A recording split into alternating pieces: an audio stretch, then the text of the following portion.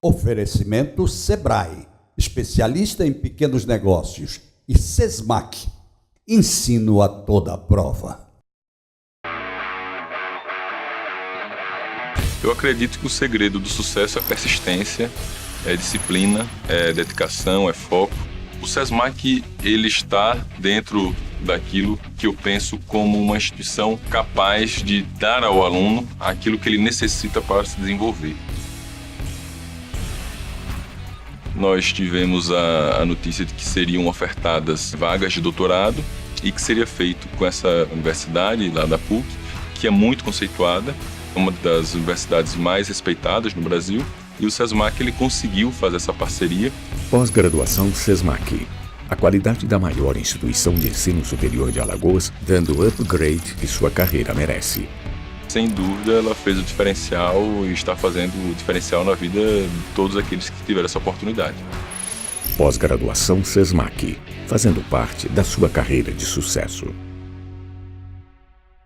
Sua empresa joga dinheiro no lixo? Reduza os custos e proteja o meio ambiente com as consultorias do Sebrae Tech. Implemente o programa de gerenciamento de resíduos sólidos. Obtenha a licença ambiental e conheça outras melhorias para a sua empresa.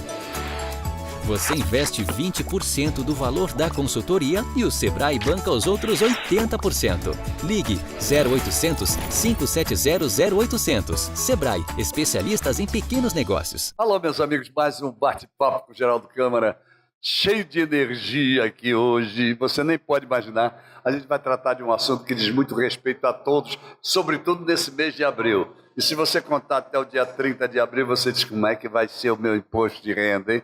Eita, você não pode perder de fazer seu imposto de renda. Mas olha, eu acho o seguinte, às vezes as pessoas reclamam, estou pagando um imposto de renda alto, mas você está ganhando alto.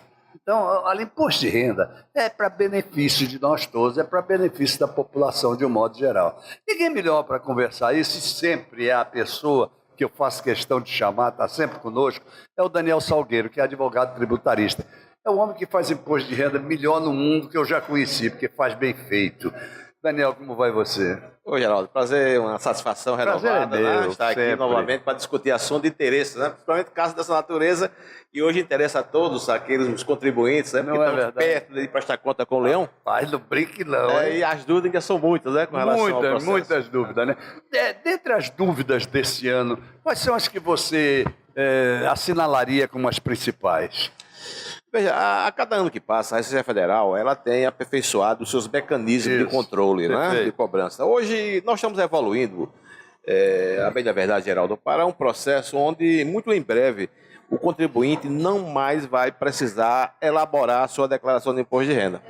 Por quê? Porque a Receita Federal, a cada ano que passa, ela concentra informações a respeito do contribuinte. Exato. Vai chegar um momento em que ela já vai apresentar a declaração para o contribuinte. Olha, a sua declaração é essa. Você essa confirma sim ou não. Perfeito, perfeito. É isso que acontece. Aliás, em alguns países já é assim.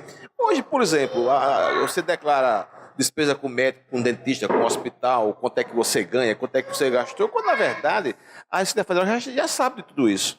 Ela já sabe quanto foi que você gastou com o médico, quanto gastou com o dentista, com o hospital, porque esses tomadores, esses prestadores de serviço, já informaram para a Receita Federal, portanto... Se eles deram recibo, tem que informar. Exatamente. Ele é obrigado já a ir informando. Muito bem. Então, nesta condição, hoje o que existe é simples uma confirmação daquilo que você já pagou durante o exercício ou já recebeu durante o exercício. Você diria que o cruzamento de informações hoje na Receita Federal já está no auge da perfeição?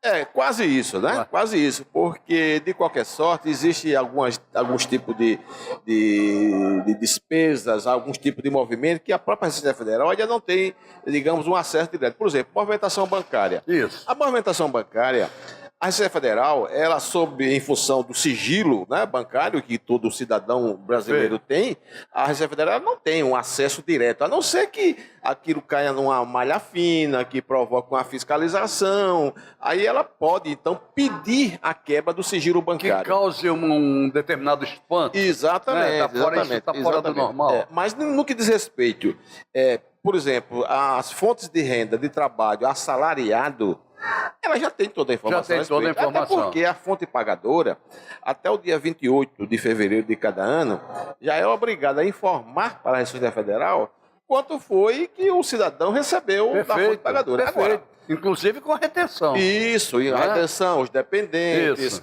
Agora, um profissional liberal que presta serviço, excetuando-se o médico, o dentista, mas, por exemplo, o advogado. O advogado, ele recebe os honorários, se ele recebe de uma pessoa jurídica, isso já foi informado para lá. Certo. Mas se ele recebe de uma outra pessoa física, essa informação não consta na base de dados. Com certeza. Porque quem paga honorários a um advogado na condição de pessoa física, quer dizer, de cliente daquele advogado, não informa para a Receita Federal esse montante. Tá? Então, nessa condição, quer dizer, então a Receita ela já possui algumas informações a respeito das fontes pagadoras. Dizer, então você acha isso é muito interessante, o que foi colocado aqui. Daqui a pouco a gente não vai precisar mais fazer a declaração. Sim, com certeza. Vai chegar daqui um momento que sim, porque, por exemplo, há 5 anos atrás, ela não tinha uma informação a respeito de honorários pagos a médico, a dentista, a pagamento a hospitais, e ela vem aperfeiçoando a cada ano que passa, e hoje já tem todo esse tipo de informação. Então, hoje, se porventura você informar, pagou R$1.000 a um médico, e se você, por um acaso, por um equívoco, informar que pagou 1.100, você cai na malha. Cai na malha porque ela sabe que foi mil. Ela já sabe que foi 1.000. Exatamente. Não é? Porque esse médico... Agora, e se o médico não declarar? Aí, o próprio esse médico... é um problema. O médico é quem vai sofrer agora a penalidade.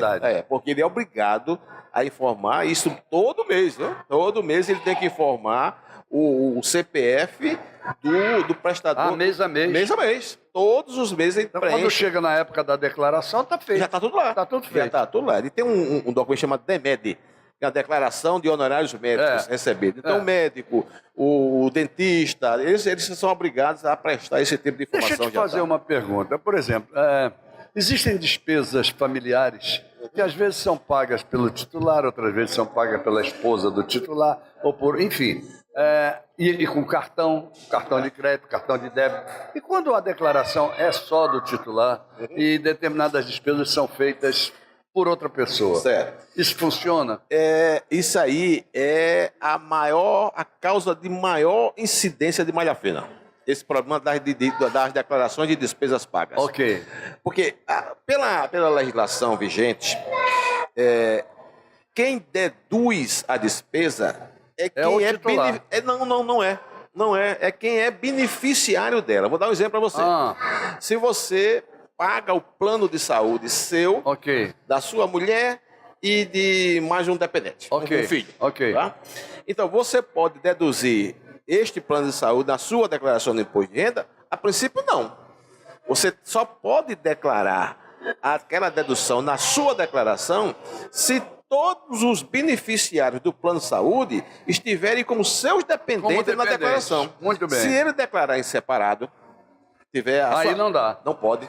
Se a sua mulher fizer uma declaração em separado, mesmo você pagando o plano de saúde dela, este plano de saúde só poderá ser deduzido na declaração dela. Ou seja, se ela não está figurando como dependente ou coisa parecida, ou não declara imposto de renda porque não tem renda, mas ela faz o exame, o recibo tem que ser pedido em meu nome. Sim, por acaso. Também já é um outro problema. Por exemplo, o fato de você ter pago uma despesa médica, uma consulta médica da sua mulher. Sua mulher declara separado. Não, ela não declara, vamos dizer, o exemplo. Isenta. Então ela é isenta de declaração. Você paga a despesa médica dela. Se ela for sua dependente na sua declaração... Tudo bem. Tudo bem. Mas se ela não for sua dependente, vamos imaginar que ela tem uma renda aí do INSS, muito bem. Uma aposentadoria, aí declara em separado. Então, mesmo você pagando a despesa médica, mesmo que o recibo esteja em seu nome, mesmo assim você não poderá deduzir, porque o beneficiário do serviço médico não foi você. Foi ela. Agora, melhor do que malha fina é você cair na malha do Daniel. Não é, porque a gente começa a esclarecer as coisas e você começa a ver que você está cometendo erros que você não sabia. Esse é muito interessante. É muito comum isso. É comum. É muito comum. Inclusive, hoje, os planos de saúde, quando você paga o plano de saúde de seu e da sua família, ele já emite um extrato individualizando as contribuições de cada um dos beneficiários. Agora, Daniel, me explica uma coisa. Por que a questão da educação não entra mais na dedução? Ainda entra. As despesas com instrução, ela entra como despesa dedutível, mas somente a decorrente da anuidade ou da mensalidade que você paga para o curso onde você está. Ou para o meu dependente. Tanto do seu titular como do seu dependente. Muito bem. Se você estiver fazendo um curso superior, você individualmente você pode deduzir integralmente. Se você tem dependente, se você tem dependente, esse dependente, ele tem até 24 anos de idade, ainda tem isso. Se ele tiver até 24 anos de idade e estiver fazendo um curso superior, nesta condição, você pode colocá-lo como seu dependente e deduzir integralmente as despesas que você pagou com a instrução dele, por exemplo, na faculdade. Muito bem. Mas só a mensalidade. Perfeito. Não pode deduzir livro, não pode deduzir passagem. No caso, eu chegar lá. No caso, por exemplo, digamos que o meu filho queira fazer um pós-graduação na Bélgica, certo. Um exemplo, tá? Sim. Eu não posso deduzir. Pode deduzir a anuidade que você pagar a faculdade lá na Bélgica. Lá na Bélgica. Pode sim. Ok. Agora não pode pagar a passagem, a hospedagem, a alimentação, muito bem, ou qualquer outro tipo de despesa que você tem. Eu não posso. E aí, aproveitando isso aí, se porventura você estiver custeando a despesa com instrução de um seu dependente no exterior, é preciso verificar se este curso lá no exterior é um curso, digamos, de graduação ou de pós-graduação. Ou de pós-graduação. Não, por exemplo, for um curso de especialização em línguas, não vale. Não pode, tudo bem.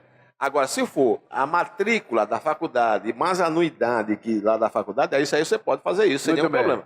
Paga, pega o comprovante da despesa que você fez em moeda estrangeira. Ok. Converte isso aí pela cotação do dólar do dia em que pagou a despesa. Não é brincadeira, não. Converte e declara o seu imposto de renda. Exatamente. E pode ter certeza que você vai cair na malha. E aí, ainda assim vai cair na malha. Sabe por quê? É o seguinte, é porque não tem...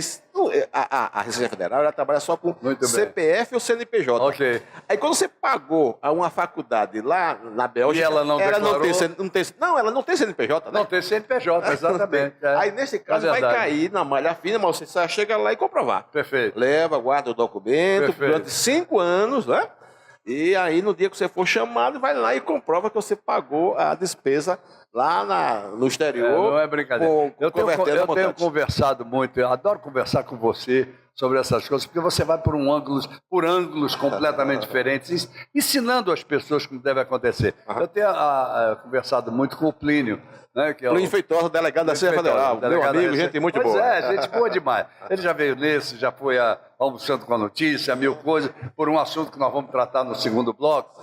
É uma pessoa aberta, inclusive, a dialogar sobre essas coisas. Sem dúvida. E eu acho que aquela figura do leão do imposto de renda melhorou muito, não foi? Ele está mais manso hoje, né? Está mais manso. Tá manso. Não, melhorou no sentido de dizer, peraí, gente, vamos conversar com ele. Não tem mais esse Pelo menos tem mais diálogo. Mais diálogo. Vou pedir licença para eu começar, você deixa? Voltamos já, né? Voltamos já. Voltamos já. Mas antes, lembrando que, olha, nós estamos falando agora, falamos tanto em educação, então vamos falar um pouquinho que o SESMAC está aí, né, gente, para ensino a toda prova, 45 anos no mercado, mostrando que SESMAC é bom demais, né? E vamos em frente com ele, porque 23 cursos de graduação. Você é professor do SESMAC? Eu fui aluno do SESMAC e fui professor. Hoje eu só sou professor da universidade. Aliás, esse é um grande cartão de visita para o SESMAC. Sem dúvida, Gu. Para o SESMAC.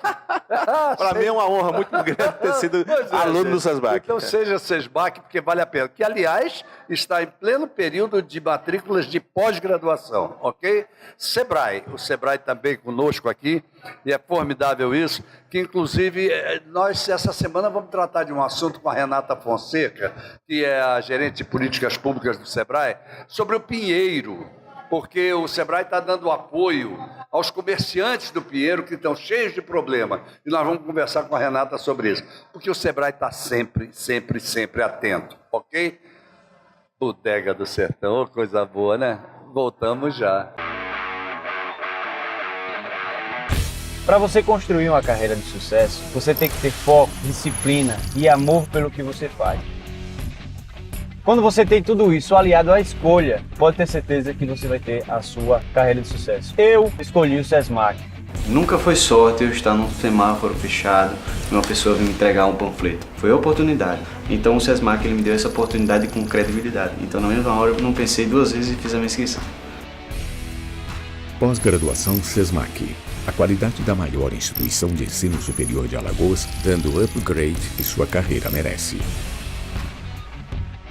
Eu sou Hélio Miranda, sou empresário e estou fazendo o curso de pós-graduação MBA em Gestão Empresarial que o SESMAC está ofertando. Pós-graduação SESMAC, fazendo parte da sua carreira de sucesso. Há mais de um século, esta marca vem crescendo, salvando gente, crescendo, vivendo solidariedade, crescendo na guerra e na paz. Esta cruz é um símbolo, é a Cruz Vermelha de Alagoas. Ajude-a a crescer mais e ligue para crescer com ela. Toda vida é importante. Toda vida precisa de cuidado. Algumas vidas pedem pressa. Quem tem câncer não pode esperar. A Rede Feminina Nacional de Combate ao Câncer se une a milhares de vozes para dizer: preciso viver. Para isso, as ações do SUS devem ganhar celeridade. O respeito à vida está acima de tudo. Campanha Preciso Viver. Rede Feminina Nacional de Combate ao Câncer. Sua empresa joga dinheiro no lixo? Reduza os custos e proteja o meio ambiente com as consultorias do Sebrae Tech. Implemente o programa de gerenciamento de resíduos sólidos. Obtenha a licença ambiental e conheça outras melhorias para a sua empresa. Você investe 20% do valor da consultoria e o Sebrae banca os outros 80%. Ligue 0800 570 0800. Sebrae, especialistas em pequenos negócios.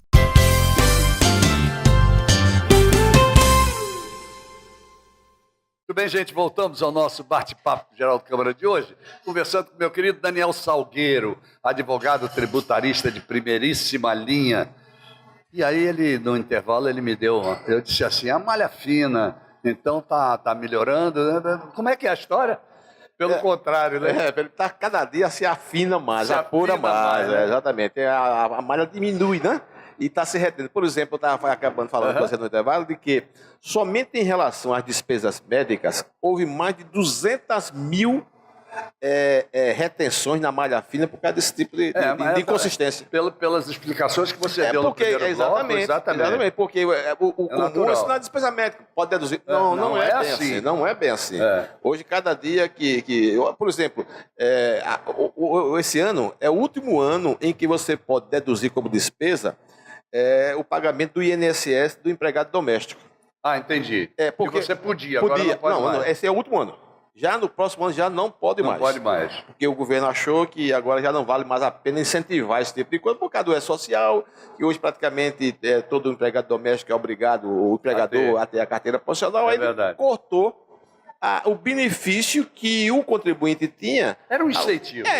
Ao deduzir aquela contribuição para a Previdência. Então, esses fatos vão... Ontem mesmo nós estávamos trabalhando, uma reunião com os contadores, e eles estavam com dúvida, contadores especializados que trabalham com esse tipo de coisa, com dúvida no que diz respeito a uma despesa médica que tenha sido pago por uma pessoa e saber se ele poderia deduzir isso na sua declaração de imposto de renda, quando a despesa médica era para a mulher dele. Então, é aquilo que eu estava falando antes. Depende do caso. Depende do caso. A única despesa que é comum ao casal e pode ser deduzida por um ou por outro é a despesa do parto da mulher. Entendi. Porque é um filho que está nascendo, o filho pertence a um e a outro, é comum ao casal. Exato. E aí, nesse caso, é permissível a dedução tanto de um quanto de outro, escolhem quem vai fazer. Mas, Daniel, por isso que eu digo cada macaco no seu galho. Eu acho que imposto de renda ainda é um negócio tão complexo que tem que usar o profissional especializado. É o recomendável. Não é o recomendável. Quando se trata, assim, digamos, de uma declaração de alguém que tem uma fonte de renda só, e que não precisa deduzir despesas, porque entra naquela declaração simplificada, que é 20% da renda é considerado como despesa. Mesmo assim... O ideal realmente ainda é procurar um profissional, normalmente os contadores são os mais qualificados para tal, porque eles podem fazer simulações, não é? Fazer o chamado planejamento tributário para saber se é melhor de uma forma ou de outra. Meu amigo, eu falei sobre Plínio Feitosa, que é o delegado da Receita Federal, e a gente tem tido muito contato em função de uma coisa maravilhosa, que é a destinação para os fundos da infância e da juventude e da adolescência, que existem, deveriam existir em todos os municípios. Aqui ainda estamos só com 26 municípios que têm os fundos funcionando e por aí vai. Mas eu queria que você entrasse nessa história conosco, como contador. É com muita satisfação. Isso é muito interessante. Veja bem, segundo dados divulgados pela Receita Federal aqui em Alagoas, pelo próprio Plínio Feitosa, no ano passado, os contribuintes poderiam ter destinado às entidades sem fim lucrativo, destinado sem qualquer custo para o contribuinte, apenas ter indicado a destinação para atender às entidades sem fim lucrativo, mais de 28 milhões de reais. Observe, 28 milhões de reais iria fazer uma diferença muito grande nessas entidades. Poderiam ter indicado. Sabe quando é que foi transferido? 300 mil. Foi 300 quase nada. Mil, nem chegou aí, 130. 130 mil. 130 mil. Então, quase nada. Quase nada. Quando ele poderia destinar. E o que deve ser feito para que essas entidades sejam beneficiadas com essas destinações? Deixa eu abrir um parênteses para o telespectador entender mais um pouquinho, que é o seguinte, é destinado para o fundo. O fundo destina as entidades que você escolhe. Isso. De apoio, não é isso? E na hora, e depois o fundo e essas entidades têm que prestar contas daquilo que for o seu dinheiro. Isso é importante. Exatamente. É assim mesmo, Geraldo. Não é? Hoje, você me perguntava no começo quais são as novidades que nós temos na declaração de imposto de renda desse ano. Essa é uma das. Perfeito. Existe hoje, agora, na declaração de 2019, ano base 2018, uma aba na declaração de imposto de renda específica para se proceder a essa destinação. Muito bem. É simples. Quem pagou no ano passado e destinou doações através do Fundo de Proteção da Criança e do Adolescente, do município, do estado ou da União. Ele escolhe. Ele escolhe. Muito bem. Ele escolhe, ele só não pode, de imediato, escolher a entidade. Muito claro. Mas eu vou explicar como é que esse dinheiro vai bater lá na entidade. Muito bem. Simples. Você simplesmente, na sua declaração de imposto de renda desse ano, você mesmo, quer dizer, já transcorrido o exercício, isso, né? Perfeito. Mas você pode destinar até 3% do imposto de renda devido para essas entidades. 3% daquilo que você teria a pagar. Não. Não. Mesmo que você tenha a restituir, você poderá destinar. Sim, claro. É porque é o seguinte, para você entende assim, não, eu paguei de imposto de renda, vou pagar de imposto de renda, ganho R$1.000. Mas, na verdade, você já pagou na fonte. Perfeito. Um determinado montante. O que você tem agora é um saldo a pagar ou a restituir. Muito bem. Não é um imposto devido. Sim, sem dúvida. Então, vou dar um exemplo. Alguém que tenha, digamos, uma renda de R$5.000 mensal. Tá?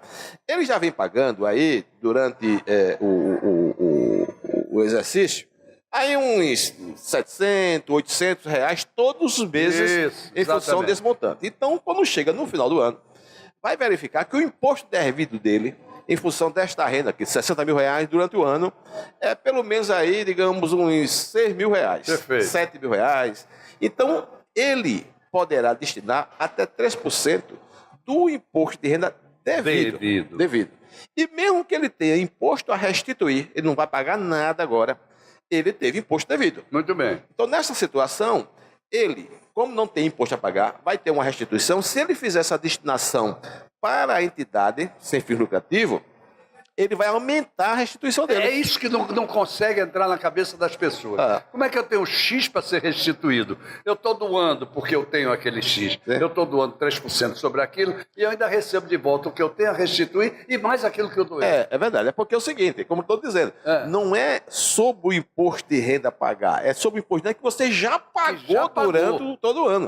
Então, eu vou dar um exemplo Prático. Imagine que alguém tem uma renda de R$60 mil durante o ano.